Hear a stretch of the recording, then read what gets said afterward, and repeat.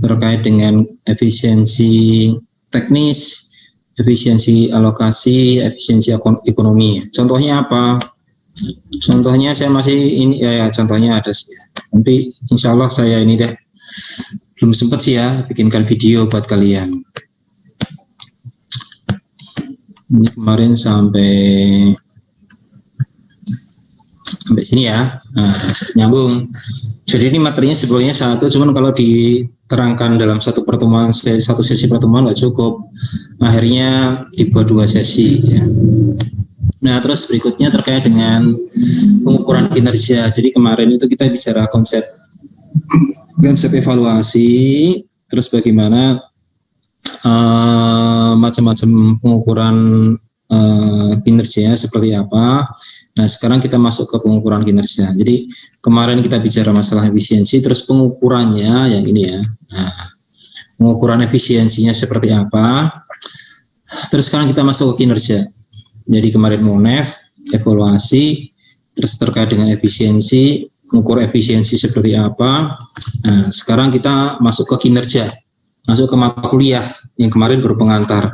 Kita kan kalau evaluasi anggaran itu kan terkait dengan kinerja anggaran.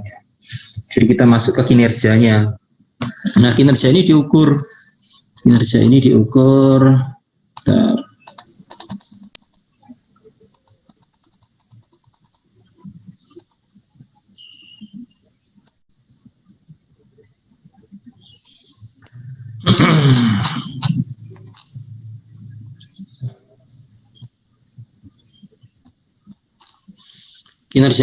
ya. Nah, kalau di kita terkait dengan MONEF anggaran, maka yang diukur adalah capaian outputnya. Capaian outputnya yang diukur berikut realisasi anggaran. Jadi ada 2 intinya, capaian output sama capaian anggaran. Kalau anggaran kita biasanya menyebutnya realisasi, tapi kalau output biasanya kita sebutnya capaian. Jadi sebetulnya sama-sama realisasi ya. Kalau anggaran realisasinya berapa, output capaiannya berapa. Intinya capaian output ya realisasi juga, cuman kita bedakan antara output dengan anggaran. Nah, nanti kalau di output ini ada variannya nih, ada variasinya. Di output itu kan ada indikator output kan. Nanti termasuk juga di sini capaian output dan indikator output. Kalau di sini realisasi anggaran. Kalau realisasi anggaran di level indikator nggak ada. Nah, perlu kita ketahui, kalau kalian ketahui kalau MONEF anggaran itu bagian dari implementasi performance based budgeting. Kemarin kan kalian sudah mendapat materi penganggaran berbasis kinerja ya. Nah, jadi MONEF itu bagian dari PBB, terus kita pisahkan menjadi sebuah mata kuliah MONEF kinerja anggaran, MONEF anggaran. Nah, kemarin kalau kita masih ingat di matkul penganggaran berbasis kinerja atau performance based budgeting, ini cakupannya ada perencanaan kinerja, ada pengukuran kinerja, terus monitoring evaluasi kinerja. Nah, matkul PBB kemarin kita fokus ke perencanaan kinerja yang itu loh, logic model itu kan, yang logic model. Nah, ini fokus kita terkait matkul penganggaran berbasis kinerja ada di perencanaan kinerja. Nah, untuk pengukurannya berikut monitoring evaluasinya ini ada di matkul penganggaran, matkul MONEF anggaran. Nah, jadi kita fokusnya yang 2 ini. Kalau yang PBK fokusnya yang ini, tapi kalau yang matkul sekarang ini fokusnya di pengukuran kinerja sama MONEF kinerja. Ini bisa di skip. Nah, terus tujuan mengapa kinerja perlu kita ukur ya. Ini ada 7 tujuan kenapa perlu kita ukur ya. Nah, yang pertama look back, look ahead. Terus compensate, motivate, roll up, cascade, compare. Ini maksudnya apa nih? Kenapa kok pakai segitiga? Kenapa kok ada yang di atas? Kenapa ada yang di bawah? Kenapa ada yang di luar? Kenapa ada yang di dalam kotak segitiga? Kalau yang di atas ini levelnya organisasi. Kalau yang di bawah levelnya individu. Nah, organisasi itu kan terdiri dari banyak individu. Jadi segitiga ini kita anggap sebagai organisasi, ya, organisasi. Nah, yang level atas ini look back, berarti sebagai organisasi tujuan kinerja, pengukuran kinerja itu artinya look back, melihat ke belakang. Kinerja yang kemarin itu kita ukur, terus kita evaluasi, ya, kita evaluasi seberapa besar capaian kinerja di masa lalu. Misalnya kalau PKN STAN, ya, organisasi PKN STAN, IPK rata-rata itu kemarin berapa ya? Atau indeks IPK tingkat kelulusan, ya, tingkat kelulusan atau apa, ya? Atau yang sekarang ini aja deh, lulusan PKN STAN, ya. Lulusan PKN STAN itu kan kan D3, ya, D3. IPK-nya katakanlah rata-rata 3,7. Nah, terus hasil evaluasi ke belakang itu, evaluasi di masa lalu, lulusan PKN STAN itu ada di level pelaksana, ya. Di lulusan STAN umumnya di level pelaksana teknis. Nah, terus ke depan gimana nih ke depan lulusan PKN STAN mau kita apakan? Lulusan PKN STAN ini sebetulnya dari sisi inputnya, ya, kalian itu kan masuk ke PKN STAN susah, ya, susah. Yang masuk itu kan ranking biasanya. Nah, ke depan kalau kalian inputnya itu bagus-bagus, terus ternyata di organisasi kementerian lembaga kalian hanya mendapatkan pelaksana, kayaknya kurang apa ya jenenge, ya, kurang apa Venda, kurang nendang, kurang inilah, inputnya bagus tapi outputnya hanya ditaruh di pelaksana, jadi untuk level manajemennya kurang. Maka kita putuskan ke depan perimanya di 4, gitu, ya, kasarnya seperti itu. Berhubung tahun-tahun sebelumnya lulusan PKN STAN itu ditempatkan pada level pelaksana, ke depan kita ingin agar lulusan PKN STAN itu basicnya di manajemen, ya, di pengelola organisasi, ya. Jadi atas dasar evaluasi sebelumnya, terus kita jadikan masukan untuk target kinerja di tahun depan berikutnya, ya. Ini di level organisasi.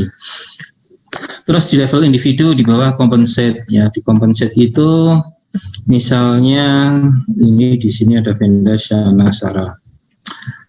Compensate kalian itu misalnya Venda, Shana, Sarah, nih yang muncul di layar saya namanya 3 orang ini. Venda, Shana, Sarah itu IPK-nya kemarin di semester 1, 2, 3, 4, 5 itu katakanlah piro to Shana, Sarah, Venda, IP kamu piro wingi IP? Seluruhnya. Noven apa jenenge sing semester 5 lah piro? Lahir kemarin. 3,79 kayaknya. 3,79. Enggak salah tulis itu, ya. Ben. Nah, 3,79 itu IPK kalian, ya, Shana, Sarah dan yang lain lah, saya enggak apa. Nah, terus itu evaluasi IPK kalian atau IP di semester 5. Nah, terus atas dasar ini. Jadi compensate, ya. Compensate itu begini. Kemarin Venda kuliahnya rajin, gitu kan? Kuliahnya rajin. Nah, karena kuliahnya rajin, belajarnya rajin, maka mendapat kompensasi berupa IPK-nya 3,79, gitu kan? Jadi evaluasi kemarin Venda itu rajin, duduknya di depan, di tengah, ya. Walaupun saya ngobrol sama teman yang sebelah, tapi rajin dengerin itulah ya, rajin memperhatikan dosen atau apa. Jadi berikan kompensasi IPK nilai katakanlah A, B, A, B, A, B, A, B. Sehingga rata-rata IPK-nya 3,7 ya. Jadi 3,7 itu merupakan kompensasi yang diberikan oleh lembaga kepada Venda karena sudah serius, sudah apa jenenge serius dalam kuliah lah ya, misalnya seperti itu. Nah terus kompensasi yang 3,7 itu dijadikan motivasi ke depan mau seperti apa. Nah ini contoh yang klasik itu, contoh yang pas itu ada di jurusan pajak. Kalian tahu nggak jurusan pajak itu? Kalau yang ranking yang dulu ya, yang ranking itu biasanya di kantor pusat. Nah dengar nggak kalian? Venda, Shana, Feb? BNJ. Pajak Pak, pajak penempatannya kayaknya selalu dekat atau pusat. Sering sih. Lah iya, kalau sini kan enggak, kalau DJPB atau itu kan no. Lah iya, mulakno kan nggak saya kasih contoh. Nah, lah kowe kok ngerti pajak, kok bisa ngerti ngono kuwi. Ini Ven, yang lain ya nih ya. Kalau yang pajak, yang IPK-nya tinggi di Jakarta ya, IPK tinggi. Jadi agar tadi kan ada kompensasi IPK katakanlah 3,7, IP 3,7. Nah, agar IP itu 3,7 itu menjadi motivasi agar lulusan jurusan pajak itu penempatannya di pusat Jakarta, begitu kan, bukan di luar Jawa ya. Kalau di penganggaran kan nanti luar Jawa kan ya, kalau kalian ya. Nggak tahu penempatannya kalian di luar Jawa atau di non Kemenkeu ya. Terserah ya, mau di non Kemenkeu mau di Kemenkeu ya sama aja. Nah, kalau yang pajak itu anehnya, yang pajak itu tidak semua orang yang IPK-nya rendah itu tidak ini loh ya, apa jenenge ya, nggak semua orang itu, nggak semua mahasiswa pengen IPK-nya tinggi. Kenapa? Karena kalau IPK-nya tinggi, dia itu akan penempatan di Jakarta yang nggak disukai. Dia pengen penempatannya di Penang Jogja ya, Venda. Pengen Jogja. Nah, kalau pengen penempatannya di Jawa tetapi di luar Jakarta, maka IPK-nya jangan tinggi-tinggi, agak menengah gitulah ya. Jadi jangan 3,9, 3,8, turunkan lagi 3,6. Sehingga peluang untuk penempatan di Jakarta makin kecil. Terus penempatannya di sekitar Jawa Tengah, Jawa Timur gitu. Nah, jadi kadang-kadang ketika kompensasi nilai IPK 3,7, dia kan akan dapat motivasi berupa penempatan kan. Jadi kompensasi yang berupa IP 3,7 nanti dihubungkan dengan motivasi untuk penempatan. Nah, penempatannya mau di Jakarta atau mau di Jawa Tengah, Jawa Timur. Nah, kalau penempatannya di Jawa Tengah, Jakarta biasanya diperuntukkan untuk IPK yang tinggi. Tapi karena dia motivasinya nggak mau penempatan di Jakarta, maka bikin strategi dia, kan? Jadi ada strategi memotivasi agar penempatannya di Jawa Tengah, maka dibuat tuh atas dasar informasi 3,7 IPK tadi, dibuat IPK-nya jadi 3,6 Ven ya. Nah ini terkait dengan look back, look ahead, compensate, motivate. Nah terus yang roll up, cascade down itu apa? Roll up itu kinerja organisasi itu merupakan apa ya, akumulasi dari individu yang ada di organisasi, kinerjanya diakumulasi menjadi kinerja tingkat organisasi. Terus tujuan organisasi itu nanti di breakdown, di cascade down ke masing-masing individu. Jadi kinerja pegawai diakumulasi menjadi kinerja organisasi. Terus target-target kinerja organisasi di cascade down ke individu. Misalnya target organisasi terkait dengan target pemasaran. Target pemasaran itu katakanlah setahun 70 miliar. Nah, 70 miliar itu nanti akan di breakdown ke berbagai divisi yang ada di organisasi tersebut, bagaimana caranya target penjualan 70 miliar itu bisa tercapai.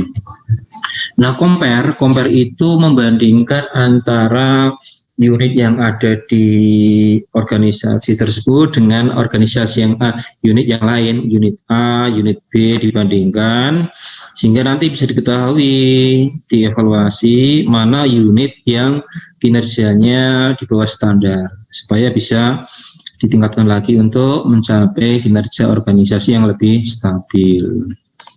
Bisa dipahami? Ini gambarnya saya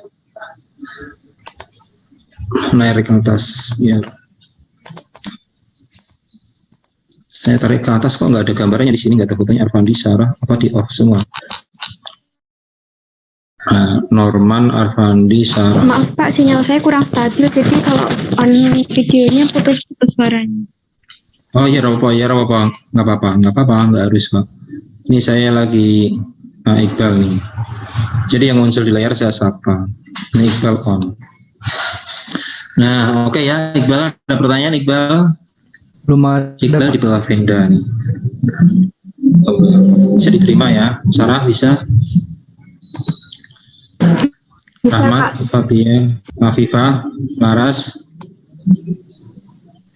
Oke ya.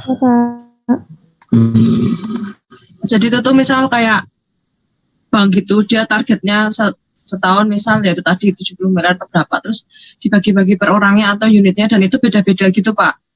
Ya contoh kasarnya kayak gitu, tapi kan begini. Pak. Kalau maaf, kalau misal di kantor gitu, itu kan targetnya per unit kan beda-beda Pak. Berarti ukurannya beda-beda kan. Kalau di bank kan biasanya kadang target untuk dia misal kredit, pencapaian kredit atau apa. Nah, kalau di kantor kan misalnya ada seksi-seksi beda kan, otomatis targetnya beda-beda, yaitu berarti juga ada beberapa kan nanti Pak? Ini Fen, jadi misalkan target kinerja dari seorganisasi itu nggak cuma satu Fen, ada banyak. Kalau saya targetnya 10 tuh, direktur itu targetnya ya rata-rata 10 lah, kalau ini 10 ya. Nah 10 itu didistribusikan ke masing-masing seksi bagian. Jadi kalau kamu contohnya tadi di kredit ya, berarti organisasi perbankan. Di perbankan itu ada unit penyaluran kredit, ada unit yang pengumpulan pengumpulan dana nasabah, terus unit pemasaran dan seterusnya. Nah, jadi IKU yang terkait dengan unit IKU yang terkait dengan pengumpulan dana nasabah, IKU yang terkait dengan pengumpulan dana pihak ketiga, maka diserahkan kepada capaiannya ke unit ini pengumpulan dana pihak ketiga, apa gitulah ya, pemasaran atau apa. IKU yang terkait dengan penyaluran kredit, maka diserahkan ke unit yang terkait dengan pengelolaan kredit. Nah, nanti kan setiap unit itu kan ada ininya, ada targetnya. Targetnya nanti capaiannya di presentasinya berapa. Jadi nanti akan ketahuan unit ini capaian kinerjanya berapa persen, unit A berapa persen, unit B berapa persen, nanti bisa dikomparasi, mana loh, Ben?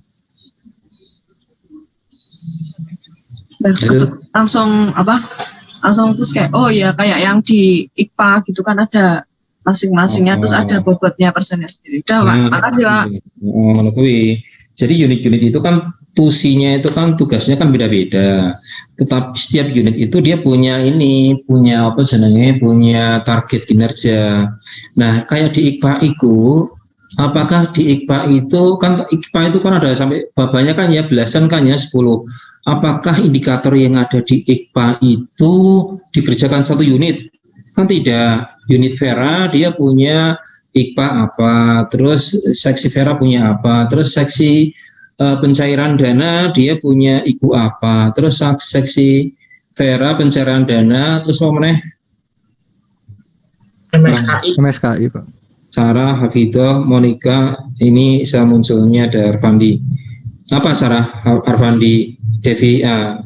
Memang selain pencarian dana, Vera itu apa lagi? Bagian umum, terus patuhan. Nah, itu kan masing-masing unit itu kan punya ini IKPA sendiri gitu kan ya, punya IKPA sendiri.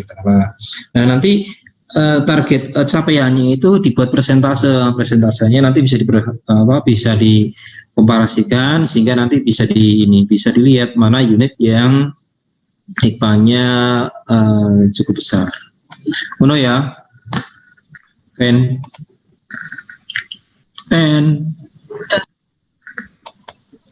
Terus berikutnya tujuan pengen ini udah tadi saya serangkan. Nah terus ini. Bagaimana mengukur kinerja? Kalian baca dulu, saya ke ini ya. Saya ke kamar mandi dulu ya. Tadi habis minum banyak, habis minum ini apa? Minum obat ini radang antibiotik.